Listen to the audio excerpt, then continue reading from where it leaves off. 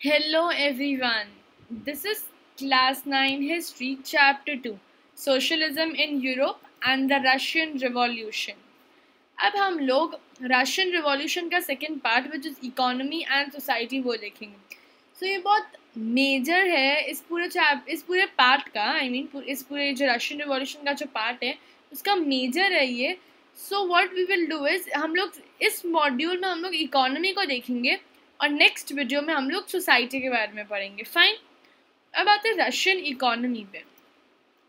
सो अब ये जो रशियन एम्पायर हम लोगों ने देखा था, ठीक है, तो वो जो रशियन एम्पायर का जो 85% का जो पॉपुलेशन है ना, उसको एग्रीकल्चर से ही उसकी इनकम होती है. अब जो रशियन एम्पायर है उसमें तो 85% है एग्रीकल्चर, वेरे जो दूसरी कंट्री वहाँ पे 40% या 80% ही है. तो इसलिए जो रशिया है ना उसको ग्रेन्स का एक्सपोर्टर भी कहते हैं.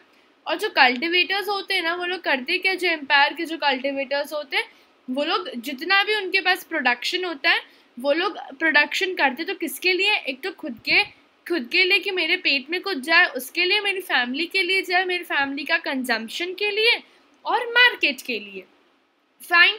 तो हम लोगों ने देखा कि 85% जो है रशियन का एम्पायर वो एग्रीकल्चर पे है और जो प्रपोर्शन है यूरोपियन कंट्रीज है तो वो हायर है रशिया में.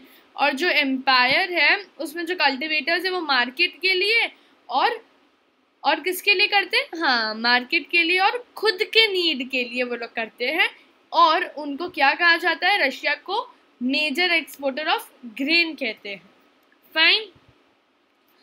अब ये तो हम लोगों ने देख लिया कि खाने के लिए, ठीक है. अब आते हैं कि इंडस्ट्रीज फैक्ट्रीज, क्योंकि लोगों को और भी तो चीज़ें चाहिए, सब कुछ तो ग्रेन से नहीं कर सकते ना, कपड़े ग्रेन की थोड़ी पहनेंगे, बाकी भी तो चीज़ें होती है ना रशिया में. तो रशिया में फैक्ट्रीज जो है ना उनके सेटअप इंक्रीज होने लग गए. मतलब कि ज़्यादा लोग अपनी फैक्ट्रीज को सेटअप कर रहे थे. कब से, 1890 से. कब मतलब क्यों, क्योंकि उस टाइम पे जो रशिया का जो नेटवर्क था ना, रेलवे नेटवर्क, वो बढ़ गया था, वो एक्सटेंड हो गया था, वो ज़्यादा लोगों तक पहुंच रहा था. और जो फॉरेन के जो इन्वेस्टर्स थे वो ज़्यादा बढ़ गए थे. फॉरेन लोग यहाँ पे इन्वेस्टमेंट ज़्यादा कर रहे थे उन फैक्ट्रीज में, उन इंडस्ट्रीज में. फिर अब इसके कारण हुआ क्या, हमारा सारा प्रोडक्शन और जो फैक्ट्रीज है उसका इन्वेस्टमेंट बढ़ा तो जो कोल का जो प्रोडक्शन होता है वो डबल हो गया और जो आयरन और स्टील का जो प्रोडक्शन होता था वो क्वाड्रपल्ड हो गया. क्वाड्रपल्ड यानी कि 4 गुना बढ़ गया. तो कोल का 2 गुना बढ़ गया और आयरन और स्टील का 4 गुना बढ़ गया. अब तो ये तो हम लोगों ने देखा कि 1890 से जो फैक्ट्रीज है वो सेटअप होना शुरू हुई. 1900 तक तो जितने क्राफ्ट्समैन यानी कि वो लोग जो एग्रीकल्चर में है, तो जितने क्राफ्ट्समैन थे उतने ही फैक्ट्री वर्कर्स थे, तो इतना इंक्रीज हो गया था. ठीक है. तो मतलब 1900 तक जब तक आया, यानी कि 1890 में शुरू हुआ इस फैक्ट्रीज का, और जब 1900 में आया तो हम लोगों को ये देखने मिला कि जितने क्राफ्ट्समैन थे, जो लोग क्राफ्ट्समैन क्या होते, जो स्किल्ड पीपल होते हैं, राइट, एग्रीकल्चर वाले जो लोग कह सकते हैं हम लोग, क्योंकि वहाँ पे रशिया में 85% एग्रीकल्चर है. तो जितने वहाँ के जितने क्राफ्ट्समैन के जो वर्कर्स थे उतने ही इक्वल बन गए थे फैक्ट्री वर्कर्स भी. अब जो इंडस्ट्रीज थी, ये तो हम लोगों ने फैक्ट्रीज के बारे में बात की, ठीक है. अब आते हैं इंडस्ट्रीज पे. जो इंडस्ट्रीज होती है ना वो बहुत कम जगहों पे थी. सेंट पीटर्सबर्ग और मॉस्को, ये ऐसी तो जगह थी जहाँ पे इंडस्ट्रीज थी. मतलब वहाँ पे देख सकते हो कि वहाँ ये प्रोमिनेंट इंडस्ट्रियल एरियाज होते हैं, मतलब यहाँ पे इंडस्ट्रीज पाई जाती है. अब हम लोगों ने देखा कि कैसे ग्रेन्स का, हम लोगों ने देखा कि 85% ऑफ द पॉपुलेशन ग्रेन्स पे है. और फिर जो रशिया है वो मेजर एक्सपोर्टर है ग्रेन का. फिर हम लोगों ने और क्या क्या देखा था, हाँ, हम लोगों ने ये देखा था कि जो वर्कर्स थे वो लोग किसके लिए प्रोडक्शन करते थे, वो लोग खुद के कंजम्पशन के लिए, और जो वो लोग मार्केट में प्रोड्यूस करे उसके लिए. और जो रशिया था वहाँ का सबसे ज़्यादा था, क्या था सबसे ज़्यादा, प्रपोर्शन किस चीज़ के लिए, फूड, मतलब एग्रीकल्चर में, फूड या एग्रीकल्चर मान सकते हैं कि एग्रीकल्चर में. बाकी सारी ईस्टर्न या यूरोपियन कंट्रीज़ में अगर हम लोग देखें तो सबसे ज़्यादा रशिया में था। फिर हम लोगों ने उसके फैक्ट्रीज़ के बारे में देखा। अब हम लोग देखेंगे उसके इंडस्ट्रीज़ के बारे में। तो जो रशिया की जो इंडस्ट्रीज थी ना, तो उसमें से ज़्यादा इंडस्ट्री प्राइवेट प्रॉपर्टी की थी। हम लोगों ने देखा कि प्राइवेट प्रॉपर्टी क्या है, यानी कि जितना भी प्रोडक्शन होगा, जितना भी पैसे मिलेंगे, वो एक के ही हाथ में जाएंगे।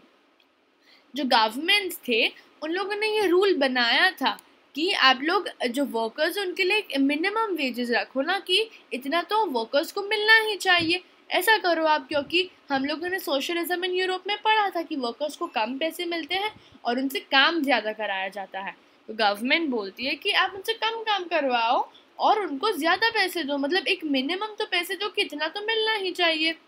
बट जो फैक्ट्री इंस्पेक्टर्स थे वो लोग, मतलब ये जो रूल गवर्नमेंट ने बनाया था उनको ब्रेक करने से प्रिवेंट नहीं कर पाए। ब्रेक करने से प्रिवेंट यानी कि लोग उनको, फैक्ट्री ओनर्स उनको तोड़ते थे और वो उनको रोकते नहीं थे। वो लोग रोक नहीं पाते थे, एक्चुअली वो लोग रोक नहीं पाते थे। अब जो ऐसा हो गया था कि जो क्राफ्ट्समैन होते थे या जो स्मॉल वर्कशॉप्स में जो लोग काम करते थे, उनके जो मतलब वर्किंग डे थे, वर्किंग डेज यानी कि या मतलब मंडे टू फ्राइडे ऐसा कह सकते हैं, या फिर समटाइम्स की वर्किंग आवर्स कह सकते हैं आप लोग इसको, कि जो वर्किंग आवर्स थे वो 15 घंटे थे। 15 घंटे पूरे दिन में अगर आप काम करते हो, समझ कि आधा दिन तो आप काम ही करते हो, क्योंकि ऑफकोर्स 24 आवर्स होते हैं ना, तो 12 आवर्स आपका हाफ डे हुआ, उससे भी ज़्यादा है, लेकिन 15 घंटा आप तो काम ही करते हो। और और जो फैक्ट्रीज में जो वर्कर्स थे वो 10 से 12 घंटा काम करते हैं, और ये जो क्राफ्ट्समैन के जो वर्कर्स थे वो लोग 15 घंटा काम करते थे। ये कुछ ज़्यादा ही हो जाता है ना, और पैसे उनको कम मिलते, काम ज़्यादा करवाते हैं। अब ये जो वर्कर्स थे उनके जो रूम्स थे ना, वो डॉर्मेटरीज बन रहे थे। इसका मतलब क्या होता है मैं समझाती हूँ।